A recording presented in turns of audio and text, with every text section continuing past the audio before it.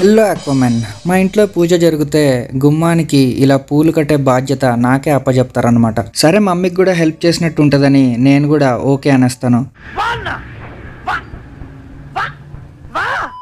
అయితే అలా పువ్వులు గుచ్చుతుంటే ఒక పువ్వు పైన నాకు ఈ పురుగు కనిపించింది. ఇప్పుడు ఈ పురుగుని మాన్స్టర్ ఫిషెస్ కి ఫీడ్ చేయాలా లేకపోతే బట్టుగాడికి ఫీడ్ చేయాలా అని ఆలోచిస్తూ మీ అందరి ఫేవరెట్ బట్టుగాడికే ఫీడ్ చేద్దామని ఫిక్స్ అయ్యా. కాకపోతే ఆ కొండాపూర్ గాడికి పువ్వు పైన ఉన్న పురుగుని తినరాని ఇస్తే వాడు పువ్వుని తింటున్నాడు.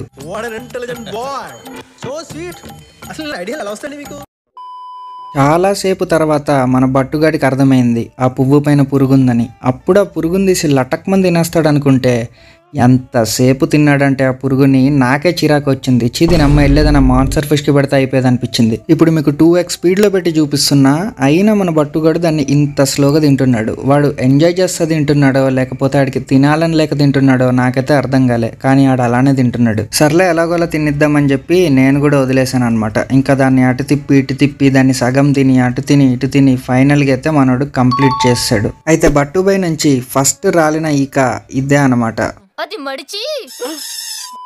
హాబీలో జాయిన్ అవ్వడానికి సింపుల్గా సబ్స్క్రైబ్ కొట్టి పెట్టుకోండి. నేను మీ రఘురామ్ రాజా.